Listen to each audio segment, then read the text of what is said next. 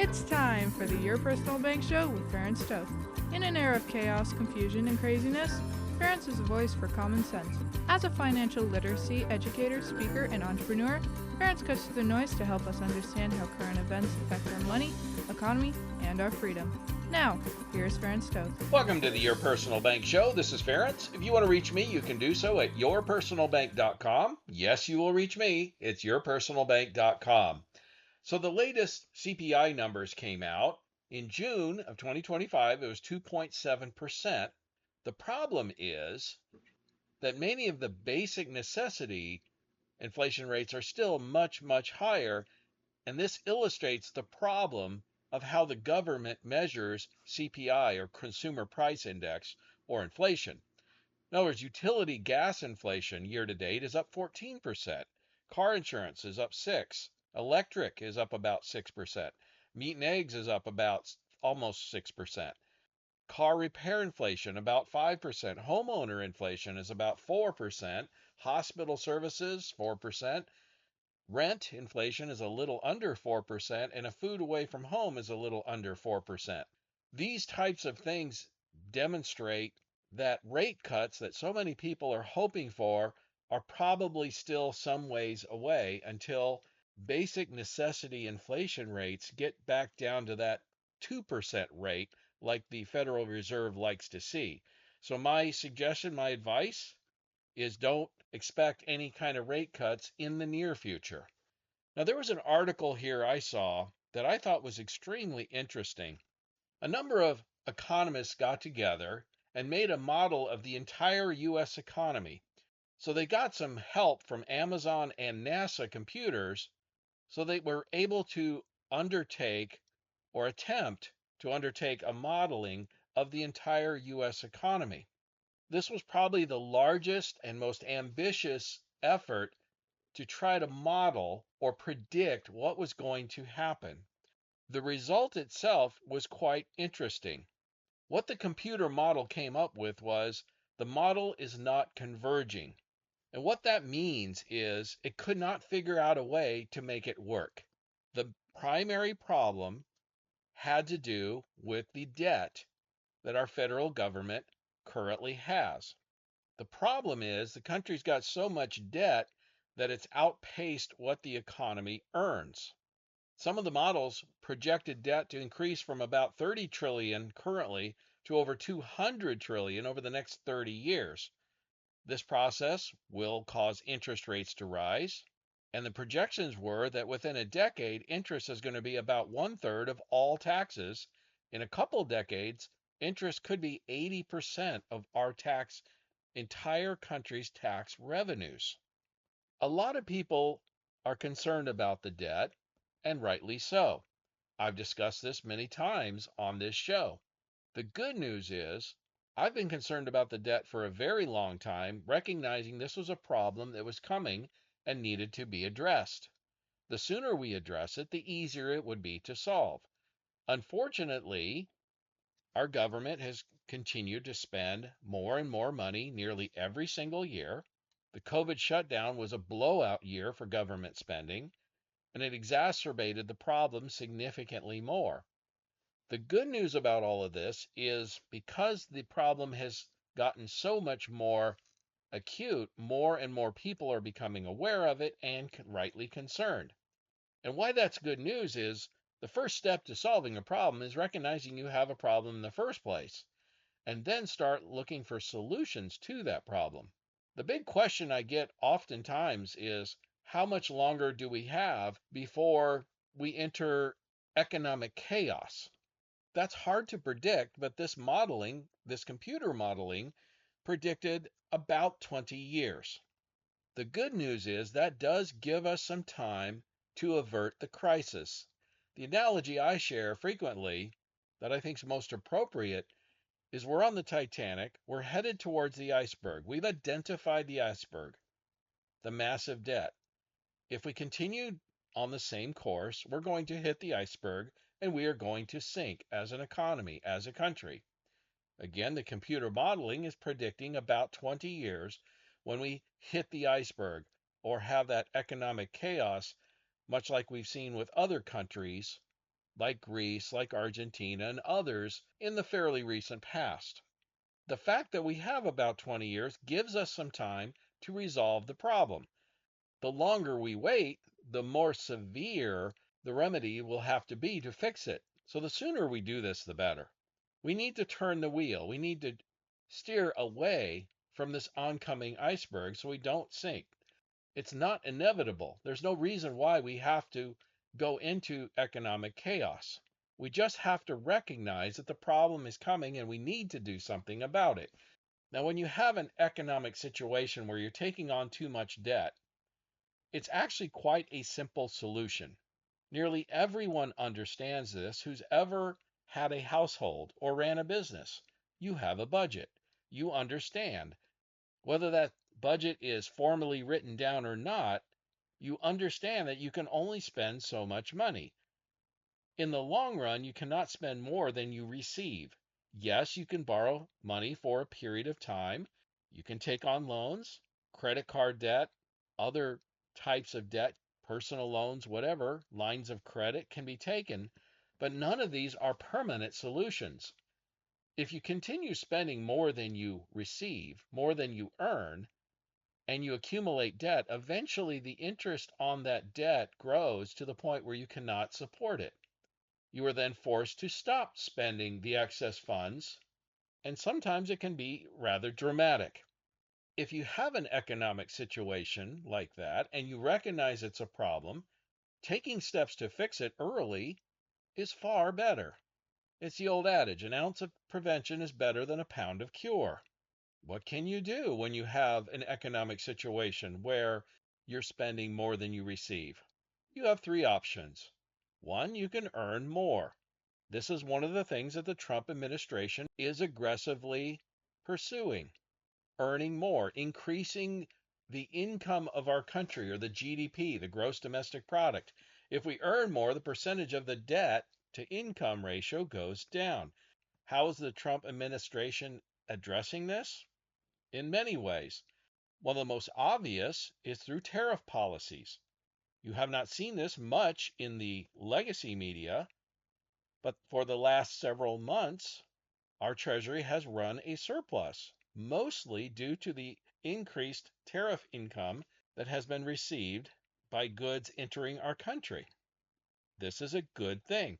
I had a discussion with a listener today, in fact, who's paying for these additional tariffs. Well, so far we do have some inflation. Again, it was 2.7% overall, according to the government, a little bit higher on some other things. So consumers might be picking up a little bit of the tariff, but certainly nowhere near the majority. The rest of the tariff income is primarily coming from either other countries paying for it or companies are covering the cost because they're hesitant to increase their prices. A lot of this has to do with they're hesitant to negatively impact their market share. They don't want to run afoul of the Trump administration. And many companies understand they cannot charge more for their products because inflation has eaten into many people's budget and they just don't have much more room to spend more. The vast majority of the tariff income has not hit the consumers. Another way the Trump administration is increasing income is by encouraging reshoring of manufacturing, encouraging companies to start building things here, which means they will be employing more people to build those things, which increases the amount of money U.S. citizens and our country earns. It increases our gross domestic product, our GDP, what we earn. Reducing regulations can also increase productivity, increase profitability and what the country earns. And there's a number of other methods that are being actively pursued to increase our income. These are all good things. The other choice you have, if you're spending more than you receive, is really quite simple. Stop spending so much, reduce the spending. We all know with households and businesses that if we're spending too much, there's almost always somewhere that can be cut. Sometimes there can be quite a bit of expenses reduced, sometimes rather limited, but typically you can find reductions in spending. Well, here is where we may have our greatest opportunity as a country. The amount of fraud and waste on spending is stupendous. Recently, our Vice President J.D. Vance confirmed that the average amount of aid that was sent to other countries was only about 12 cents of every dollar. In other words, 88 cents of every dollar was being consumed by middlemen, NGOs. It was not getting it to the end user. That's a tremendous amount of waste and probably fraud. Another way to look at it is the total amount of government spending has increased over 50% since pre-COVID. Yet at the same time, our total population has increased about 2%.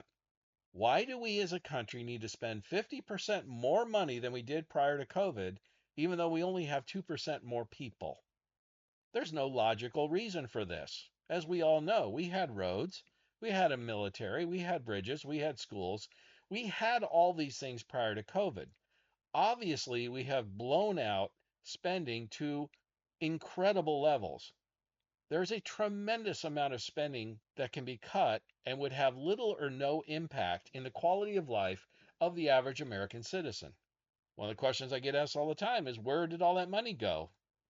A lot of it's waste, a lot of it's fraud, a lot of it's paying for things that we should not be paying for, like illegal immigration.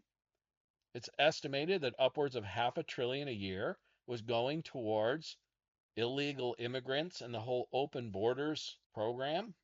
When you consider food, clothing, housing, all the benefits they were receiving, the money going out to the NGOs, all of it. $500 billion a year is about 10% of our total spending. So that's where part of it went. There's a lot of waste, there's a lot of fraud that could be cut. And the big beautiful bill, for example, did reduce spending. It was the largest spending cut in the history of the United States. That's good news. Here's the pathetic part. It cut 2% total spending. So the largest cut in spending in the history of our country was about a 2% cut after an over 50% increase. So although, yes, a step in the right direction, in my opinion, rather pathetic, and I hope to see a lot more cuts in the future. Stay tuned in the next segment. I got some other things to share that need to be cut, and hopefully if we get enough attention on these can be cut also to help avoid the economic chaos that's coming. Stay tuned for more common sense from Ference. For more information, contact Ference at 866-268-4422 or yourpersonalbank.com. That's 866-268-4422.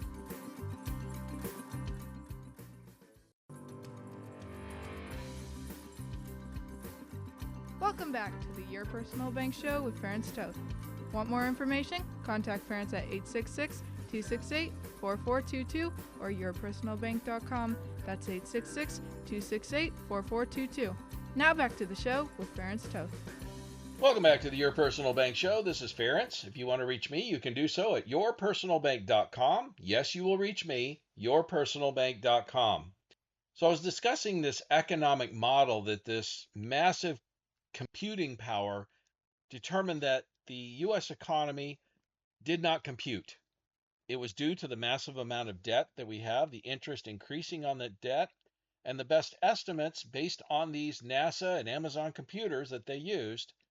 Apparently, a massive amount of computing power estimated that our economy will crash in about 20 years.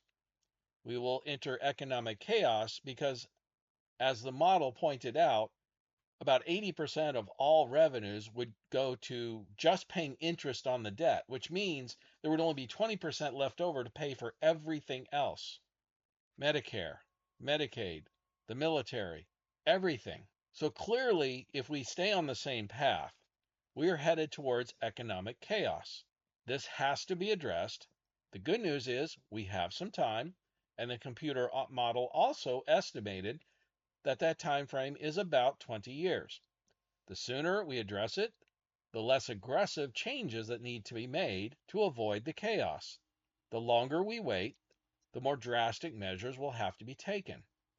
And as I stated in the first segment, we all know if you're in a situation with your household, your business, whatever, and you're in a long-term situation where you're spending more than you receive, changes have to be made.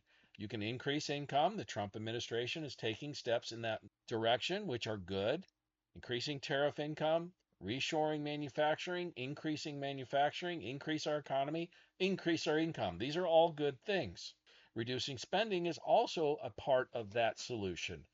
The big beautiful bill cut about 2% of total spending. Step in the right direction, but not nearly enough to resolve the situation. The latest rescissions package that was passed by the Senate cuts another $9 billion in excess spending. Again, step in the right direction, but these are small steps. These are little steps. Bigger steps need to be taken in terms of reduction in spending. We're being told by the Trump administration that this first rescission package, in other words, reduction in spending package, is the first of many. If that's the case, this is a positive. The key to this is going to be the American people. Will they stay on board with spending cuts? So far, the vast majority of Americans are in favor of spending cuts. Polls show this repeatedly. But will that hold true when some of these spending cuts affect them directly? That's going to be the real test. But again, we have a choice. We increase income and reduce spending, or we go through a economic crisis, which I'll discuss more in a little bit later in the show, but I want to focus on this part of it first. What other things can be cut? Well, frankly, in my opinion, just about everything.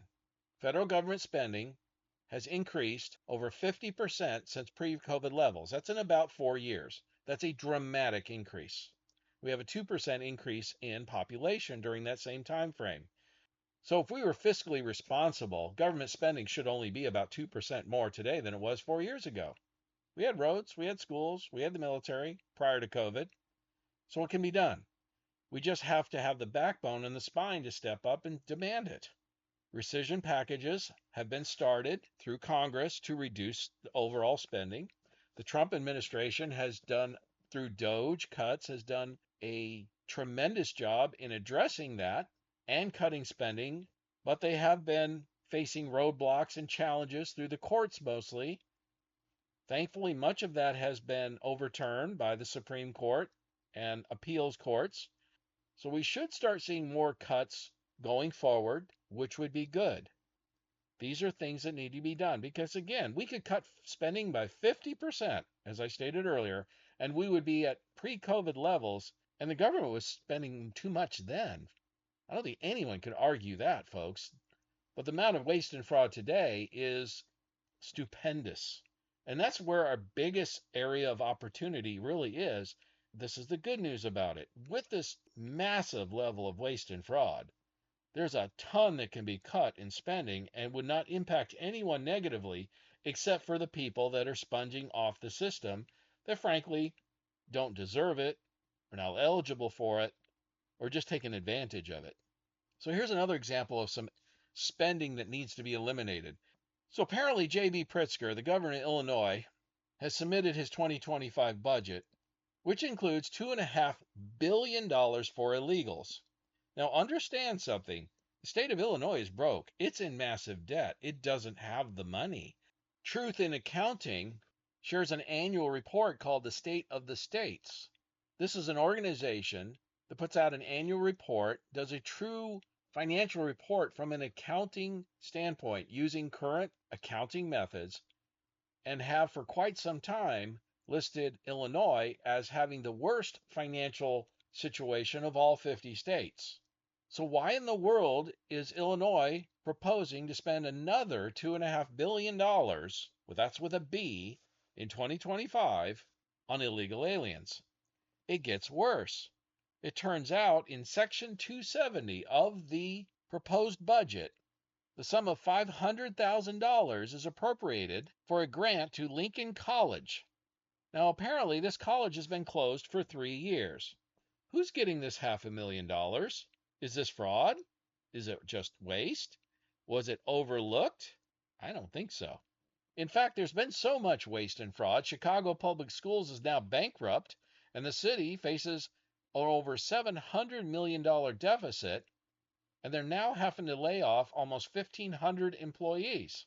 You see, when you have financial irresponsibility, you eventually catches up to you. And things like having to get rid of people, cut expenses, is a natural outgrowth of that.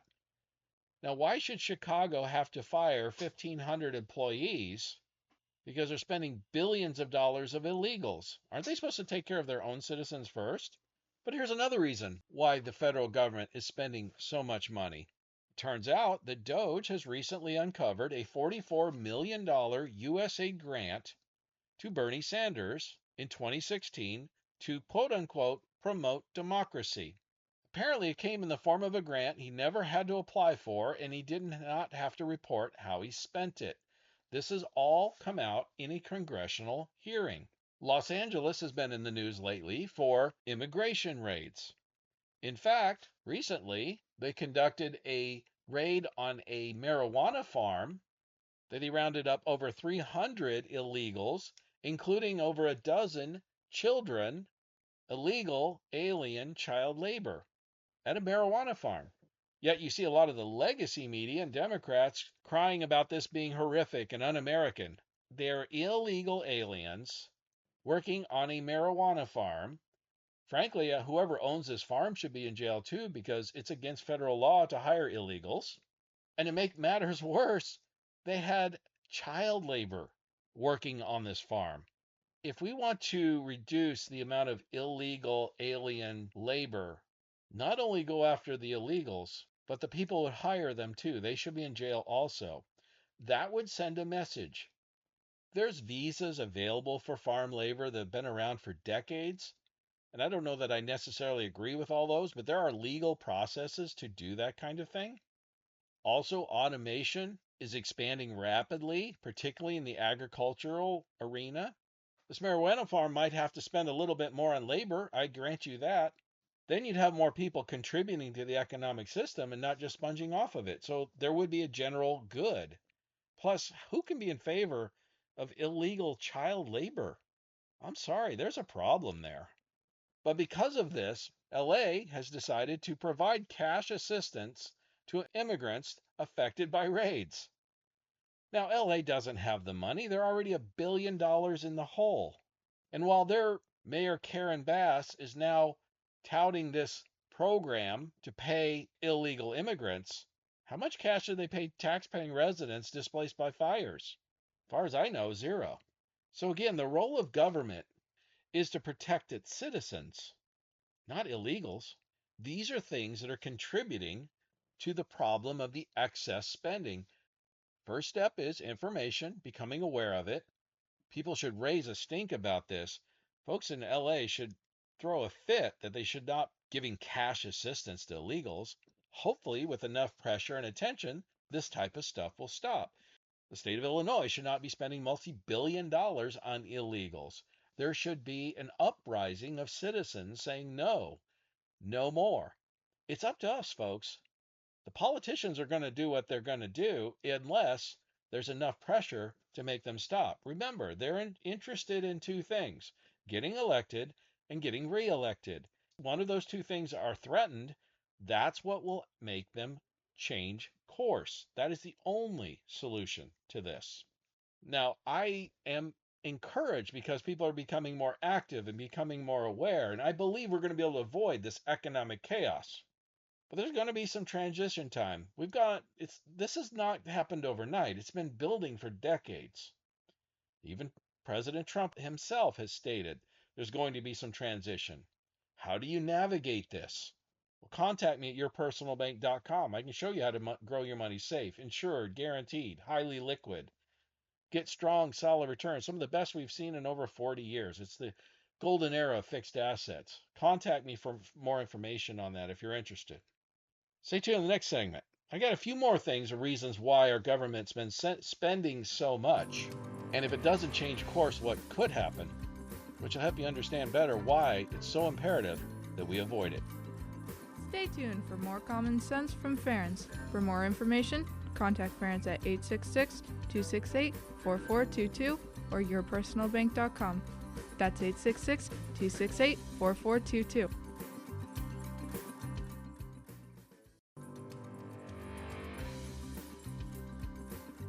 Welcome back to the Your Personal Bank Show with Ference Toth. Want more information? Contact Ference at 866-268-4422 or yourpersonalbank.com. That's 866-268-4422. Now back to the show with Ferenc Toth. Welcome back to the Your Personal Bank Show. This is Ferenc. If you want to reach me, you can do so at yourpersonalbank.com. Yes, you will reach me, yourpersonalbank.com. Did you know that if you were an illegal alien, you could get free taxpayer-funded education, including tuition-free career, technical, and adult education?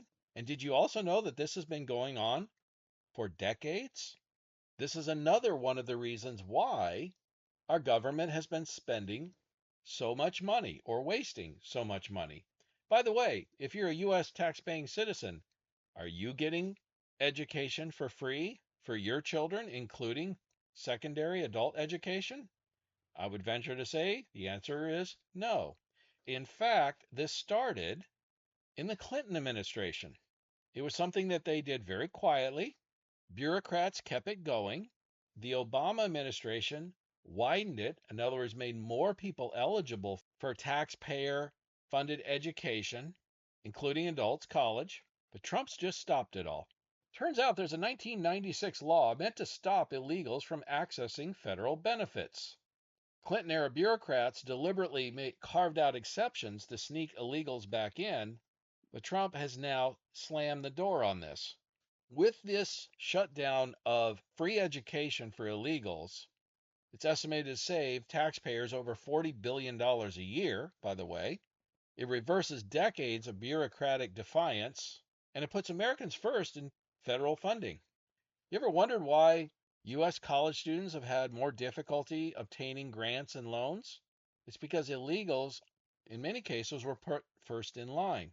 And as our current Education Secretary, Linda McMahon, put it, hardworking American taxpayers will no longer foot the bill for illegal aliens.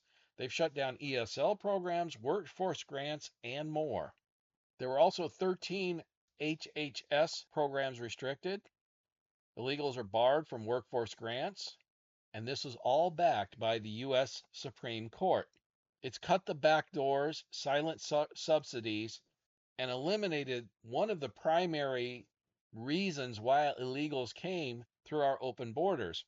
Not only could they come to a country that most likely was far better and safer than where they came from, but they also could get free assistance, housing, clothing, food, and education.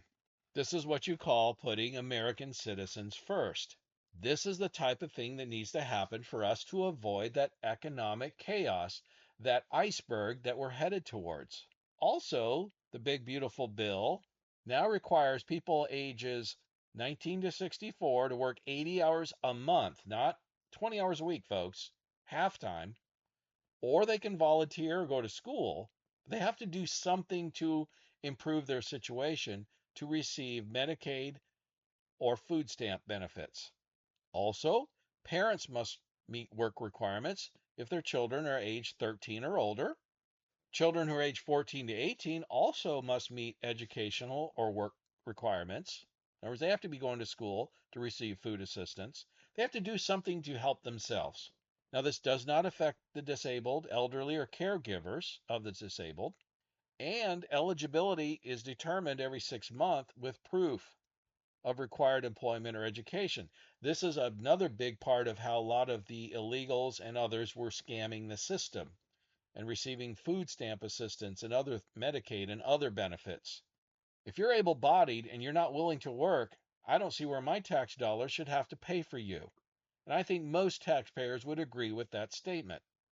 Also, Section 8 housing, that's for low-income housing, is now limited to a 2-year cap lifetime unless you're disabled.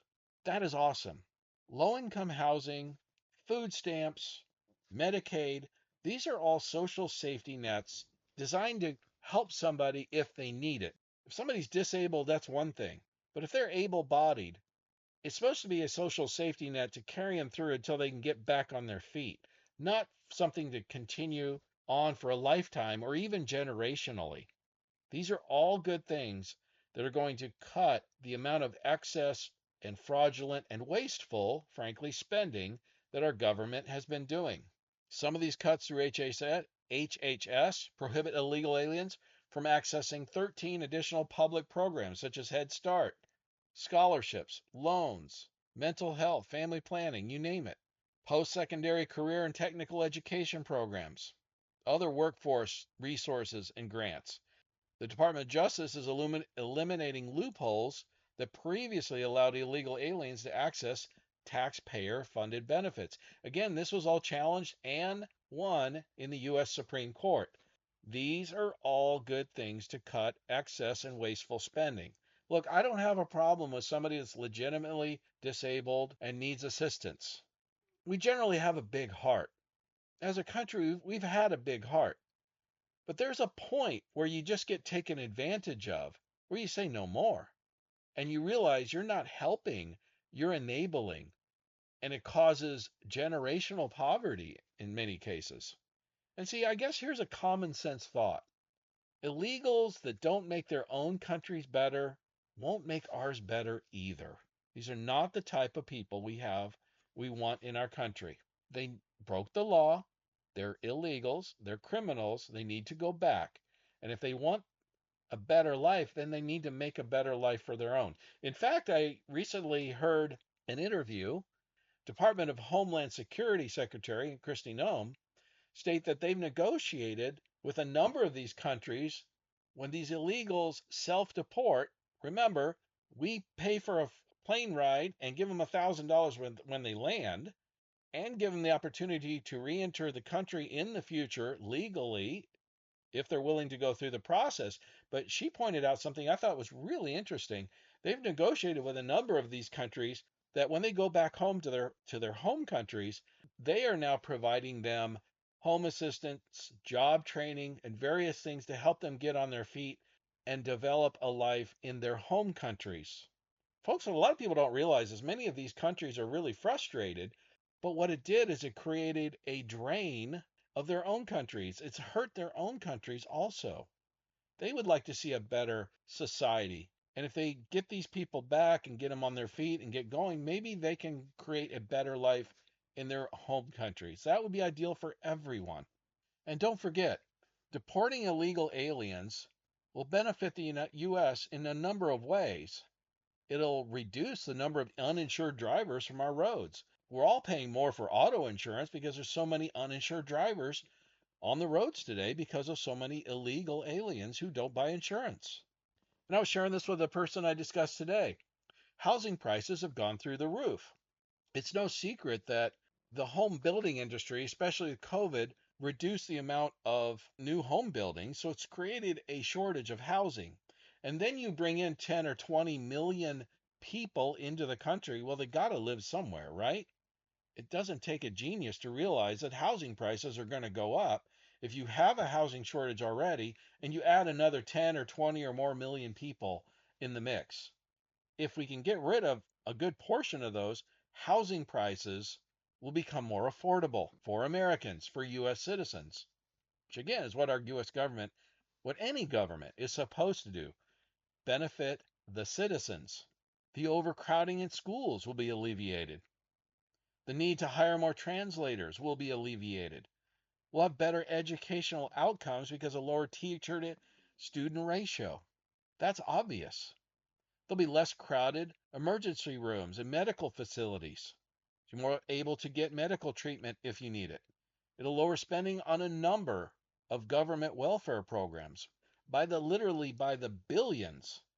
Look, deporting those illegals is a key component to avoiding the economic chaos that's headed our way with our debt.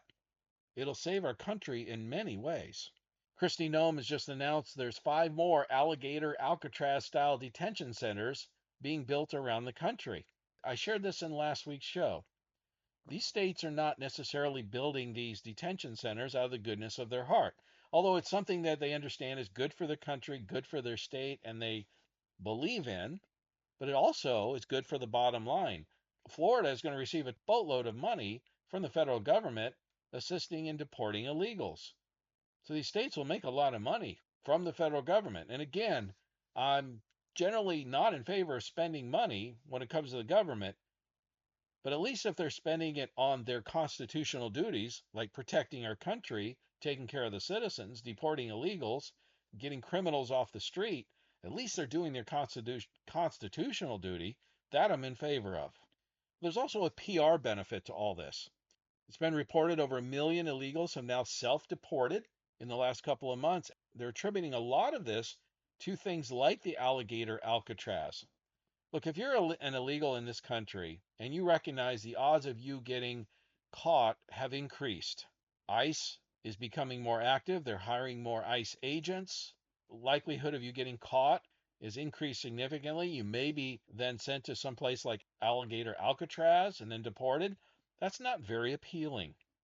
And when you add on top of this, many of these countries are now offering assistance with mortgages, job training, etc., to their citizens coming back home. That's becoming a far more appealing option for many people. As this continues, I think we're going to see more and more people self-deport, which is best for everyone. It's the simplest, the easiest, and most cost-effective to have people voluntarily leave. They voluntarily came, now they can just voluntarily leave, and that's better for everyone. Again, if you want to learn how to thrive, this economic transition that we're in, not just survive, but thrive, increase your returns, guaranteed, insured, tax-free, highly liquid, contact me at yourpersonalbank.com. Now, stay tuned in the last segment. I got a few more things that our government is doing that I think are steps in the right direction to help us avoid this economic chaos that we're headed to if we do nothing different. Welcome back to the Your Personal Bank Show with Ferenc Toth. Want more information? Contact Ferenc at 866-268-4422 or yourpersonalbank.com. That's 866-268-4422. Now back to the show with Ferenc Toth. Welcome back to the Your Personal Bank Show. This is Ferenc. If you want to reach me, you can do so at yourpersonalbank.com. Yes, you will reach me. It's yourpersonalbank.com. Welcome back to the Your Personal Bank Show with Ferenc Toth. Want more information? Contact Ferenc at 866-268-4422 or yourpersonalbank.com. That's 866-268-4422. Now back to the show with Ferenc Toth. Welcome back to the Your Personal Bank Show. This is Ferenc. If you want to reach me, you can do so at yourpersonalbank.com. Yes, you will reach me. It's yourpersonalbank.com. So I'm discussing today this economic model that was done by a number of economists. They used computers from NASA and Amazon to do this huge computer modeling to determine what was going to happen with the U.S. economy. This was probably the most advanced model of the U.S. economy ever attempted, and the system was unable to make it work. As the computer model stated, model not converging, which meant that the interest on the debt increased so much that the entire thing crashed. The time frame that the computer model projected was about 20 years. At that point, about 80% of all revenues would go towards interest, and it would not function anymore because there's just not enough money to cover everything else. And we're talking about Social Security, Medicare, defense, you name it, everything. Now, this isn't all bad news. It does mean we have some time to fix the problem, but it does need to be fixed. And how do you do that? You increase income and you reduce spending. We all know that. It's a good analogy is the weight loss industry is a multi-billion-dollar a year industry. There's all types of different diets we hear about, workout routines, various things. Here's the thing we all know deep down is if you eat right, eat healthy, you exercise, and you get some rest, you will lose weight. We all know that. Now, how you get there, that's a different story, but we all know deep down that's the solution. Well, when you have an economic situation where you're spending more than you receive and you're accruing debt, we all know you have to either make more money, spend less, or do both. And the best solution typically is to do both. That's how you can solve the problem. The Trump administration is aggressively trying to increase income, increase economic activity. Tariff income is rolling in at record levels or getting some surpluses. I haven't seen tariff income like this in over 90 years. This is all good stuff. Inflation is still higher than it should be, about 2.7% according to June of 2025 numbers, but it's still a little higher than it should be. But the tariffs certainly are not causing tremendous inflation, as many were predicting. Reshoring, adding jobs, manufacturing, all those things are good things to increase income.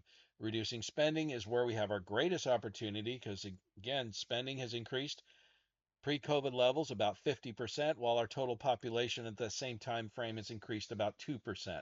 We as a country do not need to spend 50% more money when we only have 2% more people. I'm sorry, that makes no logical sense. There's tremendous amount of cuts in spending that could be done. Now, I understand there's a lot of people with their hands in the pie and they're going to fight tooth and nail. They're like dogs on a tick. They're burrowed in, but it has to be done. Some of that cut in spending is starting to happen. That's encouraging. It needs to increase. It needs to accelerate. We're on the right track. If we don't, we're hitting an economic iceberg. We'll sink like the Titanic. There's no good scenario at that point. People discuss and argue, and economists discuss what's going to happen, whether it's going to be austerity measures or whatever. Folks, none of the options are good. The best option, the best solution is avoid it altogether. Turn the wheel. We need to increase income and we need to reduce spending. Period. That will solve the problem. Okay? I love this one. Recently, the State Department, which has about 80,000 employees, cut 1,300, were laid off. And it was all over the legacy media. There were people crying, and they made a huge deal about it. Understand, most of big tech companies have a standard policy to lay off about 5% of their workforce annually. In other words, they do workforce reviews, and the bottom 5% typically lose their jobs. They do this every year. Getting rid of 1,300 people out of 80,000, the State Department, that's not a layoff. That's not even a performance review. And in fact, it even gets worse. It turns out that in 2007, the State Department had about 57,000 employees. It increased to 72,000 by 2015 and now 80,000 in 2024. So it grew 23,000 employees in the last 10 years, and they cut 1,300. Look, I'm all in favor of cutting the 1,300. My opinion is it's not a real layoff until they cut at least 13,000. Should have probably been more. But at least it's a step in the right direction. I applaud the direction. What I don't applaud is the amount and the amount of angst that's put out there for cutting literally a handful of people out of an 80,000 workforce. And just in New York City alone, over 10,000 public employees, nurses, firefighters, etc., lost their jobs because they refused to take the COVID shot. Nobody cried about that. Many people lost their businesses, some of them multi-generational because of the COVID shutdowns. Didn't have the legacy media upset about that. Yet you have 80,000 people in the State Department. They lay off 1,300. They make this huge deal out of it. Don't let them fool you. They barely shaved anyone. Granted, thankfully, they shaved some. They need to get rid of more. One of the things that I think people need to be aware of, and it has to do with the increased tariffs, increasing the income, like I said, I've been discussing, reducing expenses. This is clearly an ongoing focus of the Trump administration and much needed reduction of government spending. There was a lot of economists and experts, quote unquote, that were predicting that prices of items would go through the roof because of these additional tariffs. Well, so far that has not happened. The rate of increase of inflation, as I stated in the first segment, came out annualized at 2.7% as of June of 2025. So there's a slight increase overall, but the vast majority of the increased tariffs is either being eaten by the other countries or the companies bringing the products in. In other words, it's reducing their overall profits. Now, if you look at the profits of many of these companies and countries, what they were earning prior to the tariff policies going into effect, many cases earning at or all-time record profits. In other words, they have a lot of room and still be profitable significantly. So I don't think we're going to see the significant increase in prices that many were predicting would happen due to the increased tariffs. That's going to improve a lot of things for the American consumer, but here's who it's going to hurt. Bottom line earnings are going to be less than they were previously. This is going to affect a lot of companies that produce products outside of the United States and brings them into this country. What is that going to do to their stock prices? It's going to have an overall negative effect. This is something you may want to be aware of if you are invested in stocks with companies that produce a significant amount of their products in other countries and then bring it into the United States. You might want to be concerned about their future profits. And I'm not just saying this, this is the CEOs of many of these companies. In their earnings calls, they're stating this quite frequently. One of the reasons why the US stock market has increased tremendously over the past few years is the higher earnings than most other parts of the world, companies in other parts of the world. The tariff policy will bring that more in line in general. The other option these companies have is they can reshore or bring back manufacturing to either more favorable countries, instead of, say, China, which now has higher tariffs than maybe a Vietnam. They can move their manufacturing to those other countries with more favorable tariffs, or bring it to the United States and avoid the tariffs altogether. Now, if they do that, their cost of labor is probably going to be higher. These are things they have to weigh. Is it worth spending more on labor, or is it worth spending more on the tariffs? Either way, they're going to have less earnings. It's going to affect their bottom line profitability, which will affect long term their stock prices. I'm not saying we're going to see a crash due to this. What I'm saying is we'll see likely an adjustment, a reduction of growth, a reduction of earnings estimates is going to reduce the growth of a stock going forward, long term. These are things to be aware of. If you're interested in diversifying, looking at other options, getting some guarantees, reducing your market risk, reducing your taxes, increasing your liquidity, your personal bank could be a solution for that. Contact me at yourpersonalbank.com for more information. Or if you're looking to create a guaranteed income or grow your money safely without any downside risk, this is the golden era of fixed assets. We're seeing the highest rates in annuities in over 40 years. In fact, just today, I looked at an annuity that was 3 years old, one of the better ones out there, by the way. It had a significant penalty to overcome to get out of it. That's one of the disadvantages of annuities. There's typically a penalty if you want to access the money early or transfer it to another account. Because annuity returns have increased so significantly because of the higher interest rate environment, and like I stated in the first segment, with 2.7% CPI and many of the basic necessities of life still being higher than that, don't expect any rate cuts soon in the near future. But with the higher interest rates, these annuities are paying the best rates we've seen in over 40 years.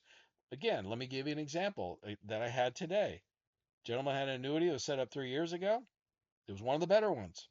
Had a significant penalty to get out of it. In fact, 12%. I was able to show him a product that paid a 17.5% bonus, which means he's about 6% ahead day one, and about double the returns going forward. In other words, the way his old annuity was set up, again, it's only 3 years old, if the S&P 500 went up 10%, for example, his return would be about half that, or 5, because of the way it was structured. With the new annuity, if the S&P goes up 10%, he would get 10%. Plus, he's 6% up day one, even though he had 11, 12% penalty to get out. That's how much better the annuities are today than they were even just 2, 3 years ago. Again, it's all about interest rates, bond yields. These are things we've discussed on the show many times previously. I don't have time to go into it today. But if you have an annuity that's 2 to 3 years old or older, you really should look at the new ones and how much better they are, how much more upside the potential they have. And they, look, they all have the same downside protection. So you're not giving up the protection of the downside. What you're giving up is more upside. So take a look at it. It's worth at least considering. Best time in over 40 years, it's the golden era of fixed assets. We've never seen a better time, at least in my lifetime. This is a generational thing. Take advantage of it.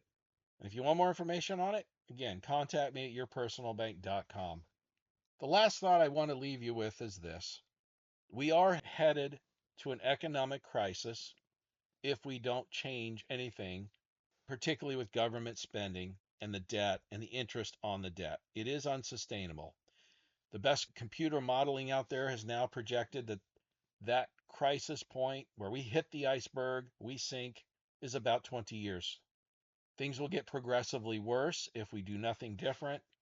There are solutions. The current administration is aware of it and taking active steps to address it. This is encouraging.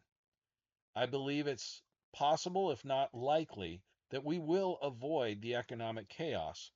We just have to keep the pressure on our elected representatives to keep pushing them to take steps to increase income, get out of the way, reduce regulations, do things that will boost the economy, and at the same time, they need to reduce spending in any way possible, especially in areas of waste and fraud.